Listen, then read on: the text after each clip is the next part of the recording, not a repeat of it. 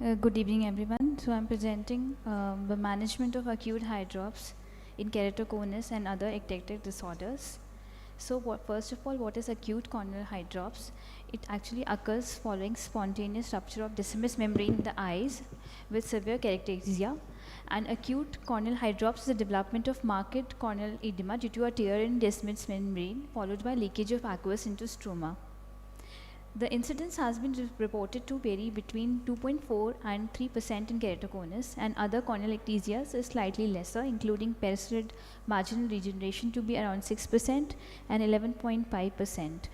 Keratoglobus in 11% and Tyrrhen's marginal is rare. So post-surgical cases have also reported to have eye drops, LASIK-associated keratoconus as well as RKs and DALK and PKPs also in some patients with keratoconus. So how do they present? The presentations with sudden onset of decrease in vision, photophobia, pain, and trivial trauma history. The various risk factors which are associated with increased risk of corneal eye drops include earlier age of onset in keratoconus, eye rubbing, vernal keratoconjunctivitis, atopy, Down syndrome, and amongst all, the rubbing of eye remains to be the most important risk factor. On slit lamp evaluation, we can find marked stromal and epithelial microcystic edema, and there are intrastromal cysts and clefts, and conjunctival hyperemia is also noted in such patients.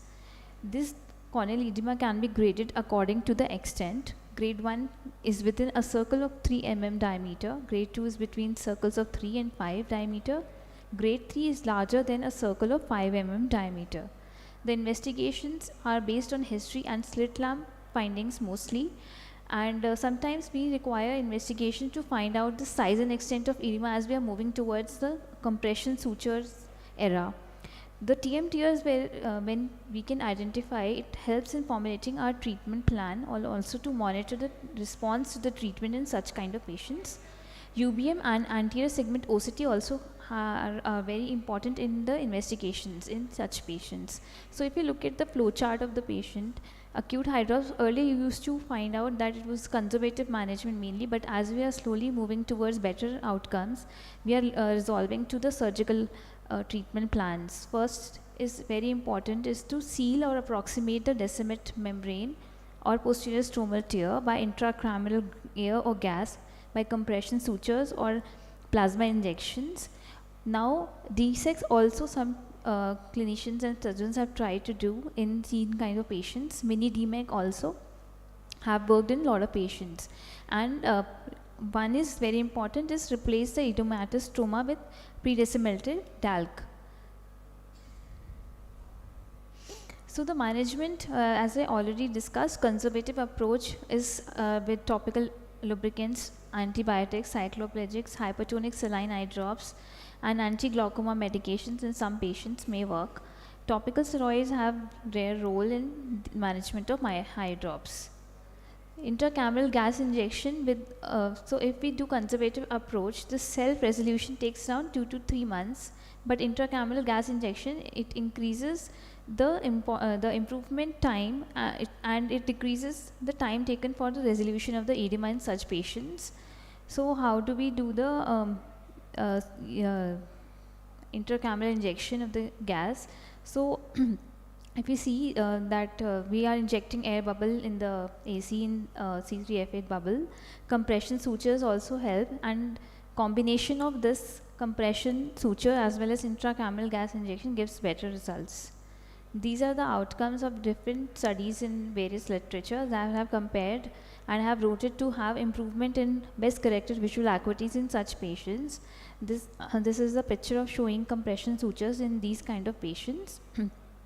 This is one case where a patient reported to have eye drops in PMCD in later stages, but we still went ahead and did compression sutures as well as air bubble injection, and there was a marked improvement in the corneal edema in just day 15.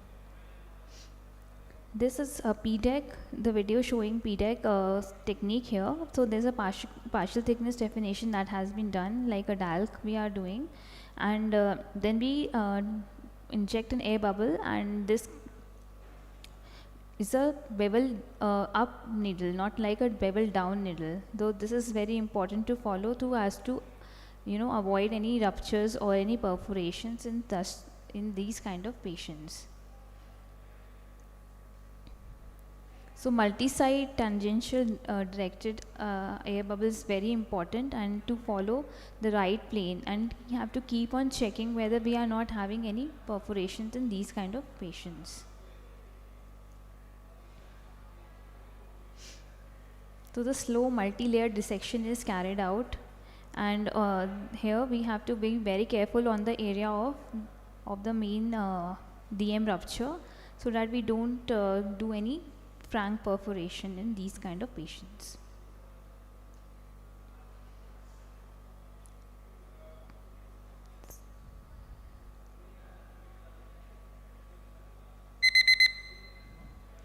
So these are the various results of different techniques. So to conclude, the occurrence of acute corneal hydrops is mostly spontaneous, and it occurs in ectasias besides KZ as well, and it is not just limited to advanced ectasias. And in the event of hydrops, the other eyes is also at the risk of a similar event, so we have to be very, very careful, and we have to prevent the other eye from going into any other hydrops by doing a proper early C3R.